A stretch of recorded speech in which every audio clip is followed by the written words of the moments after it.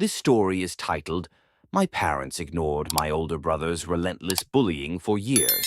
Now, 6 years after I moved out, they're suddenly reaching out. Let's begin the video. The original poster, OP, starts by saying, Hey, Reddit. I don't usually share personal stories like this, but lately I've been thinking a lot about my past. This is probably going to be a lengthy post since there's a lot to go over. I suppose writing it all down is a bit therapeutic for me. Growing up, my family dynamic was, to put it mildly, complicated. I always felt like I was just there, an extra piece in a puzzle that was already whole without me. My older brother, Blake, was the focal point of our household, while I was merely an afterthought. Blake has ADHD, and while I now understand that it comes with challenges, it felt like my entire childhood revolved around making things easier for him. I can't recall a time when Blake wasn't at the center of attention. He had this magnetic force that pulled everyone in, especially my parents, who always revolved around him. From the moment I was born, it was obvious Blake didn't want me around. He was 5 years old, and instead of being excited about having a younger sibling, he seemed to despise me instantly. His jealousy began early.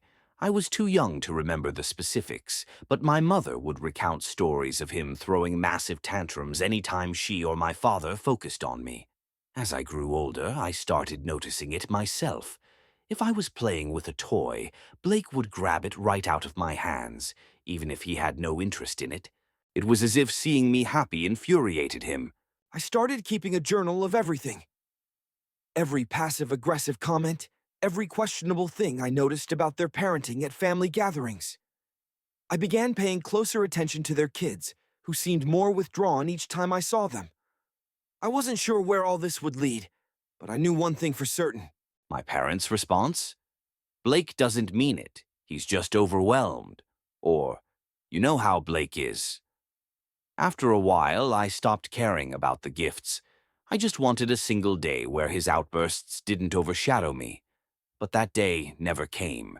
Even when I got older and attempted to stand up for myself, it was as if my parents couldn't hear me. Blake always took priority. As a little kid, I didn't know any better and tried to dismiss Blake's behavior. But as I matured, I realized he wasn't just difficult. He was a bully. He would push me, shove me, or knock things out of my hands for no other reason than to assert control. On multiple occasions, he even bit me. While that may sound absurd now, as a child, it was genuinely terrifying. My parents would brush it off with, "Oh, he's just being a big brother," or, "You'll understand when you're older."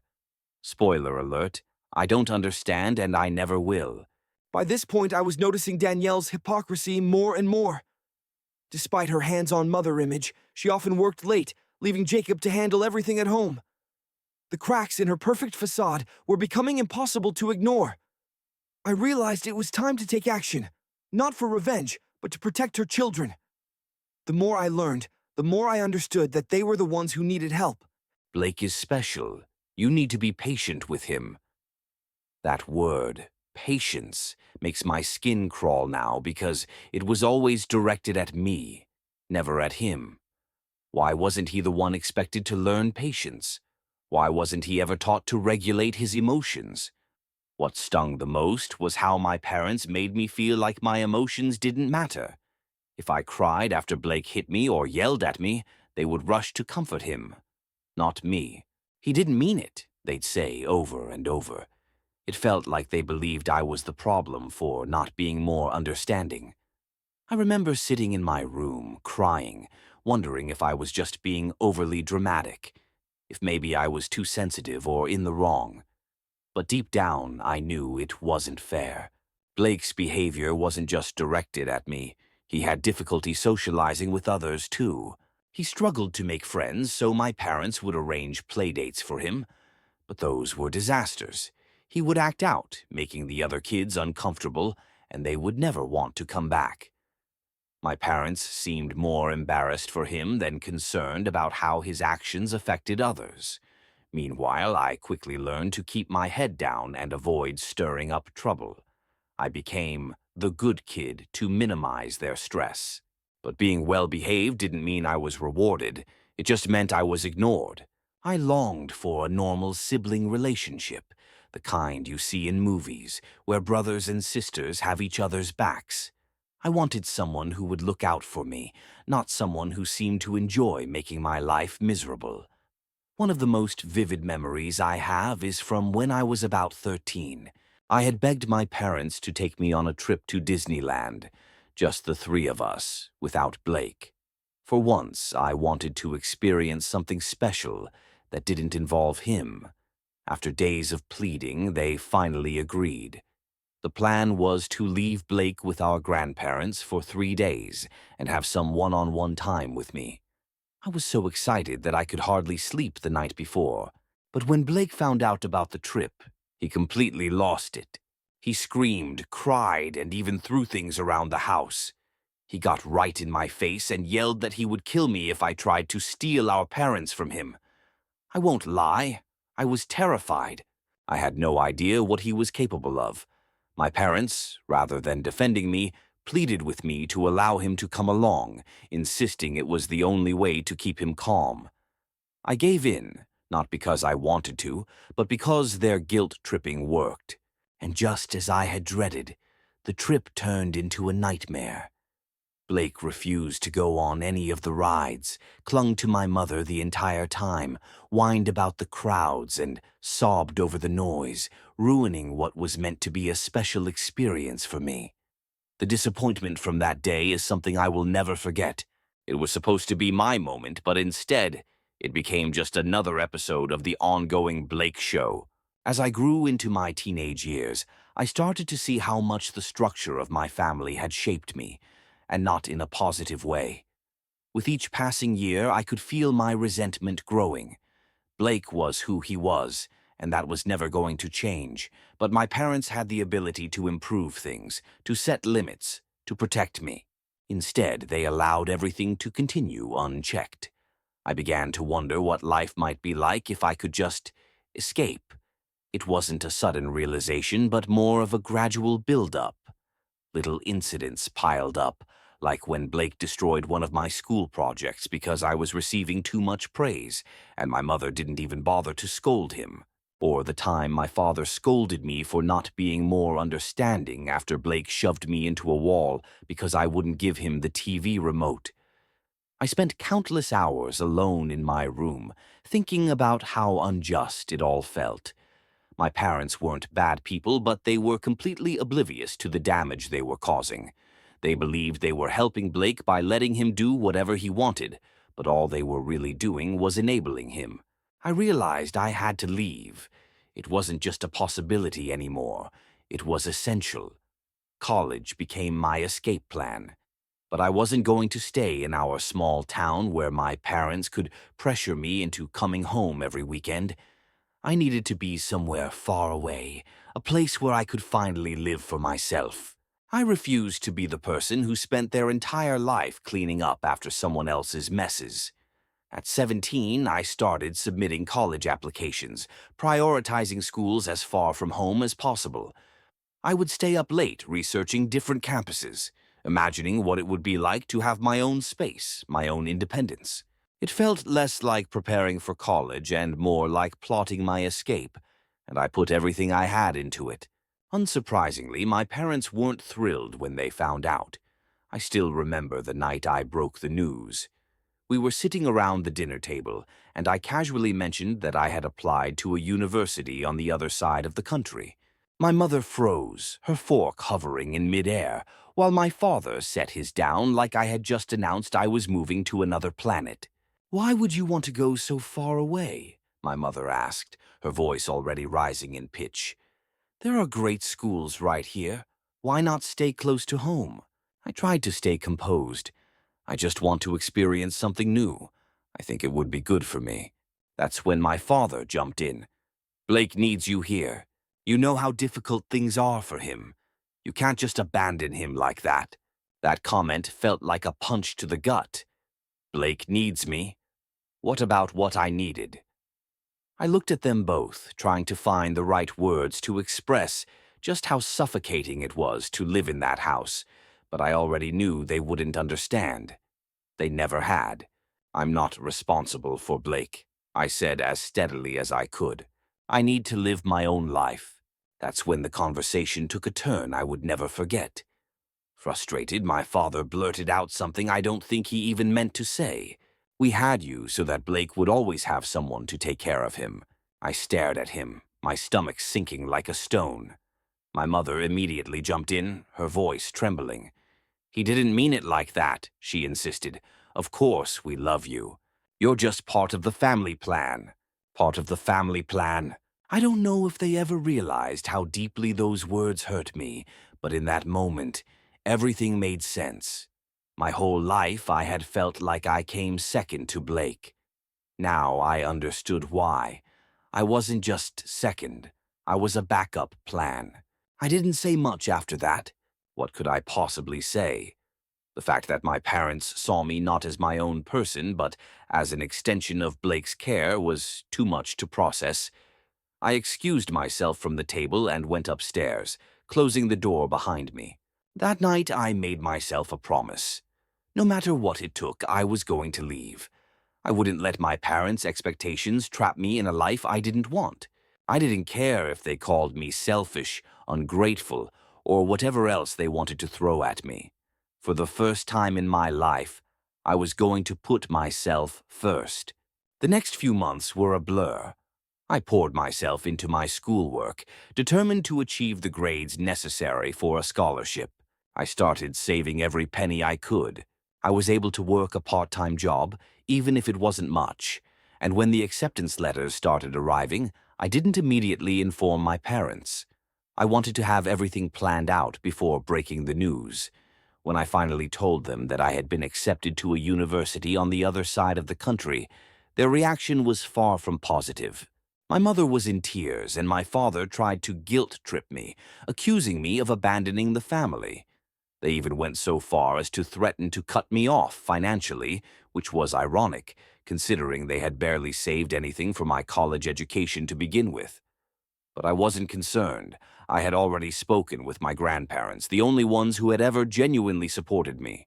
They welcomed me to stay with them until it was time for me to leave for school, and even offered to help with some of the expenses. It wasn't the perfect situation, but it was enough. The day I packed my bags and moved into my grandparents' house was the first time I felt like I could truly breathe. My parents made one last attempt to convince me to stay, but I didn't turn back. I knew I was making the right decision. That summer, I pushed myself harder than ever before, saving as much money as possible and preparing for the next stage of my life. I was nervous, of course, but I was also filled with excitement. For the first time, my future felt like it belonged to me. Looking back now, I realize that leaving wasn't just about getting away from Blake or escaping my parents' expectations. It was about discovering who I was. It was about proving to myself that I was more than just a secondary character in someone else's life. And while I knew the journey ahead wouldn't be easy, I was certain I was ready for it. When I finally left for college, it felt like stepping into an entirely new world. For the first time, I could breathe freely without constantly glancing over my shoulder for Blake or worrying about what my parents wanted from me. I won't pretend it was simple. Those first few months were incredibly challenging. But the freedom was something I had longed for my whole life. The hardest part was figuring out how to survive financially. My parents followed through on their threat to cut me off. Not that they had much to offer in the first place, but it still hurt to realize how serious they were.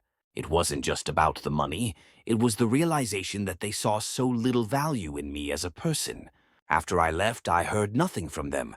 Not a single call, not even a text to check if I was okay. Their silence sent a clear message. If I refused to play the role they had assigned me, then I was no longer worth their time. Fortunately, my grandparents stood by me. They let me stay with them over the summer before I left for school, and even contributed financially to help me get started. My grandfather gave me a long talk about how I should never feel guilty for leaving and how proud he was of me for chasing my dreams. It was the kind of encouragement I had never received from my parents, and I think it was the only thing that kept me from falling apart completely. Arriving on campus, I quickly realized how unprepared I was for the real world. Most of the students around me seemed to have their lives figured out. They had supportive families, financial stability, and no idea what it was like to struggle on their own. Meanwhile, I was juggling part-time jobs, student loans, and the overwhelming feeling that I didn't belong. I worked as a server at a nearby diner, taking on late shifts just to cover rent and afford my textbooks. Some nights, I was so exhausted when I got home that I could barely stay on my feet. But I had no other option. I had to find a way to make it work because there was no safety net waiting for me if I failed. Despite all the stress, I loved the independence. No one was breathing down my neck, telling me to be patient with Blake or pressuring me into doing things I didn't want to do. For the first time, I was in control of my own life. But it wasn't just about financial freedom. I was also beginning to process everything I had endured growing up. I hadn't realized the extent of the damage my family dynamics had caused until I was finally away from them. In high school, I had been too focused on simply getting through each day to even begin understanding my emotions. But in college, I found myself lying awake at night in my tiny dorm room, replaying old memories and trying to make sense of them. One thing I kept coming back to was how little effort my parents had made to support me after I left. I hadn't expected them to beg me to return or anything, but the complete silence was unbearable. I used to believe that deep down they cared about me in their own way, but after months without a word from them, I started questioning if that had ever been true. Had they ever truly cared about me? Or had I really just been an accessory to Blake's life, like my father once said? Meanwhile, I started hearing bits and pieces about what was happening back home through my grandparents. Without me there to absorb his rage, Blake wasn't coping well.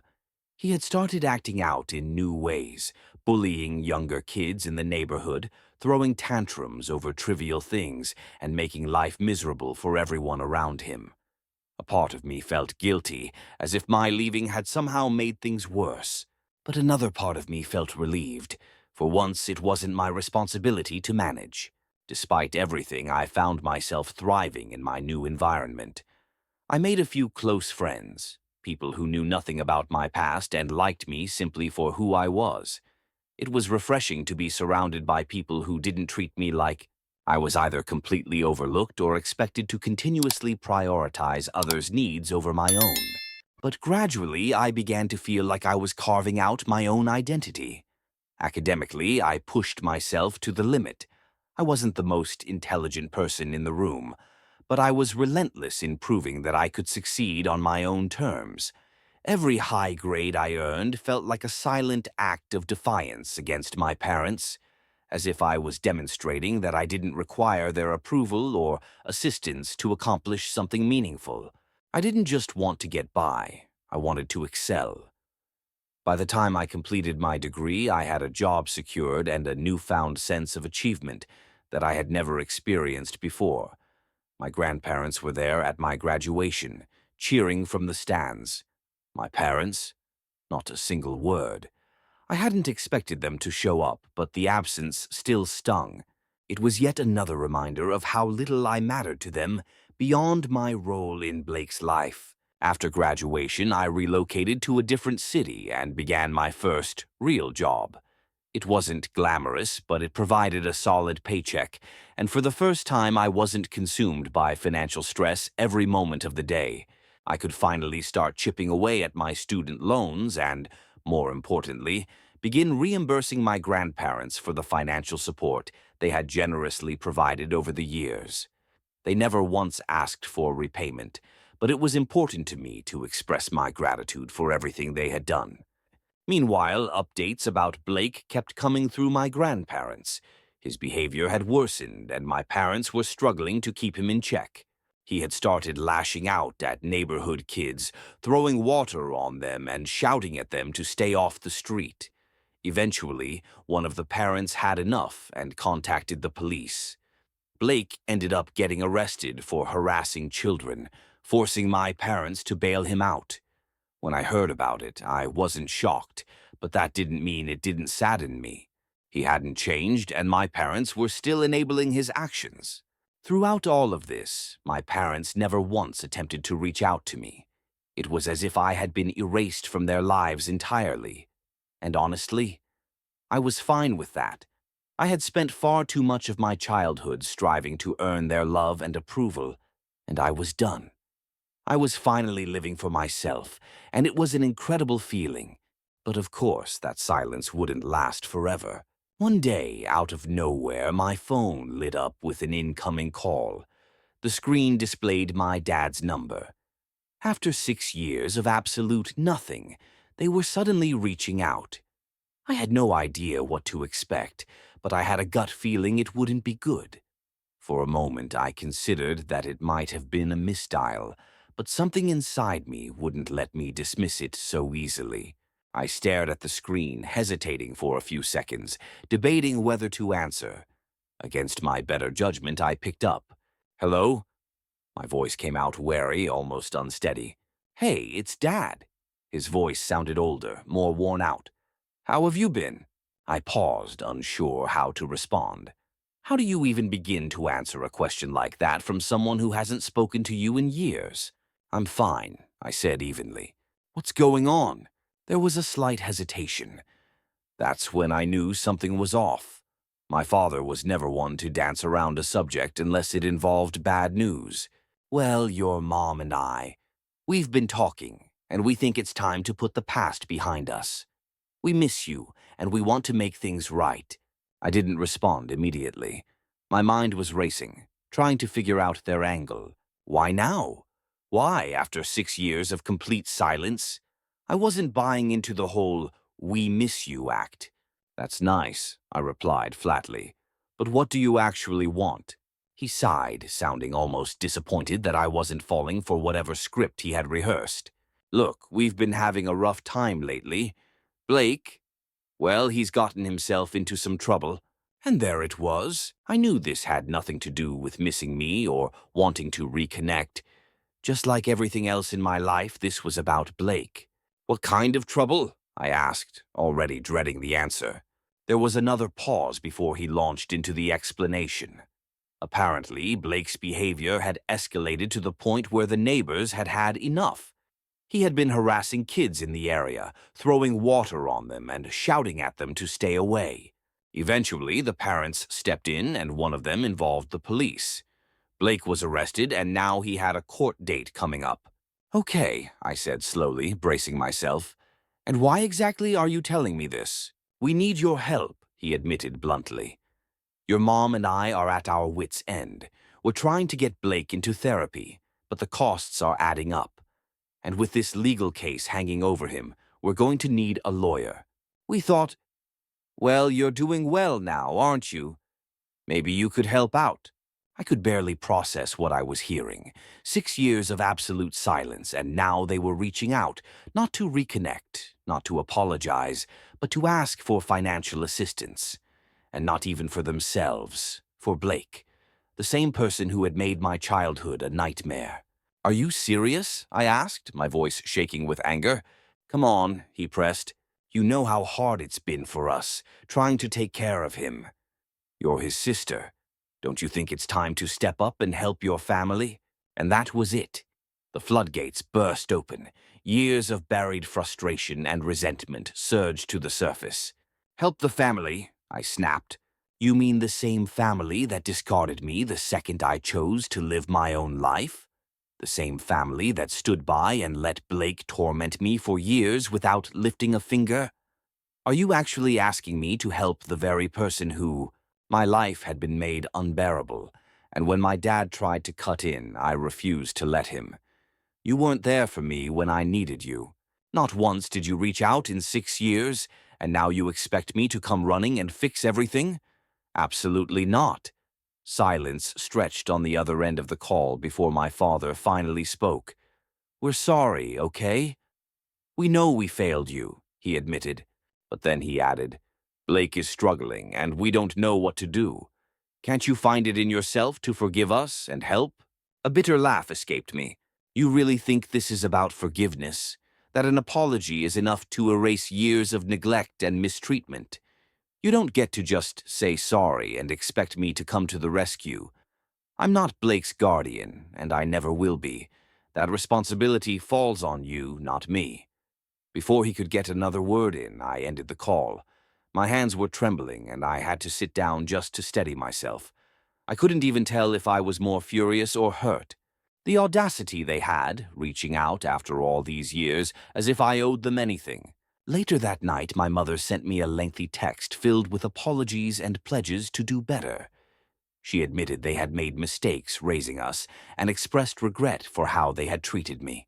But alongside her remorse, she doubled down on her request for help, insisting that Blake's situation was dire and they couldn't handle it alone. I didn't reply. I had no idea how to. A part of me wanted to tell them exactly where to go, but another part, one I wished didn't exist, felt guilty, even though I knew I had no reason to. No matter how many times I told myself I didn't care about them anymore, a small part of me still did. I spent days wrestling with my emotions, questioning whether I was being too harsh. Did they deserve another chance? Or was this just another manipulative ploy to drag me back into the dysfunction I had fought so hard to leave behind? But every time doubt crept in, I remembered all those years I had spent pleading for their support, only to be cast aside. It wasn't just about Blake's bullying. It was the never-ending reminder that my feelings never mattered, that I was always an afterthought in my own family. I wasn't ready to forgive them. Not when the only reason they reached out was because they needed something. That week I had a long talk with my grandparents. They had always been my safe space, and I needed their wisdom. I told them everything. How my parents had contacted me, how they were asking for financial support for Blake, and how furious I was about the entire situation.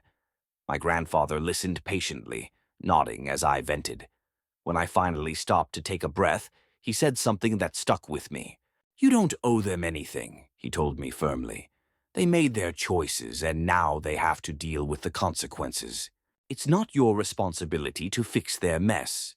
Hearing those words from him felt like a weight lifting off my shoulders. For so long, I had carried this unspoken expectation that I was somehow accountable for my family's happiness.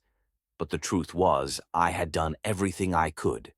My entire childhood had been spent catering to Blake's needs, constantly sacrificing my own well-being just to keep the peace. I had given enough. Even so, I couldn't completely ignore what my parents were going through. Over the next few weeks, I kept track of the situation through my grandparents. They informed me that Blake's court date was approaching, and my parents were frantically trying to figure out how to handle it. Apparently, they had consulted a lawyer who advised that Blake might avoid jail time if he agreed to court-ordered therapy. That sounded promising, but my grandparents remained doubtful. They didn't believe my parents would actually follow through, given that they had resisted seeking professional help for Blake for years. "Your mother still thinks she can handle him on her own," my grandmother said.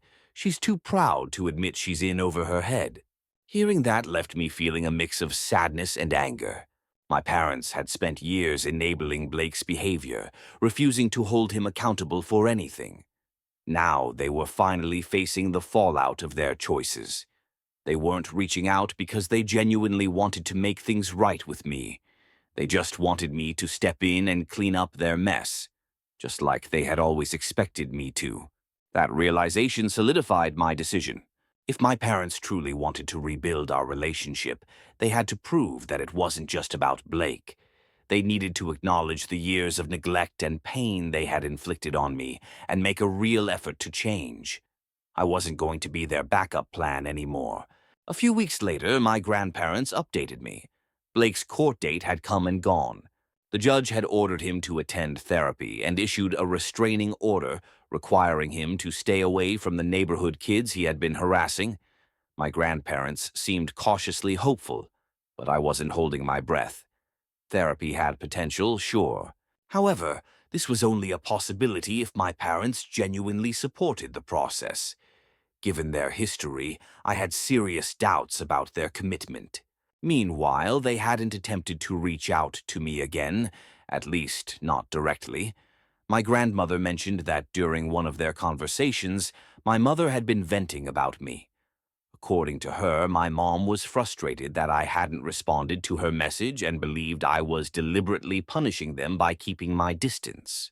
When my grandmother relayed this to me, I simply shook my head. It wasn't about retribution, it was about shielding myself from further pain. Even so, I had a nagging feeling that this situation wasn't truly resolved. My parents were far too persistent to just let things go, especially where Blake was concerned. Sure enough, a few days later, I received a message from an unfamiliar number.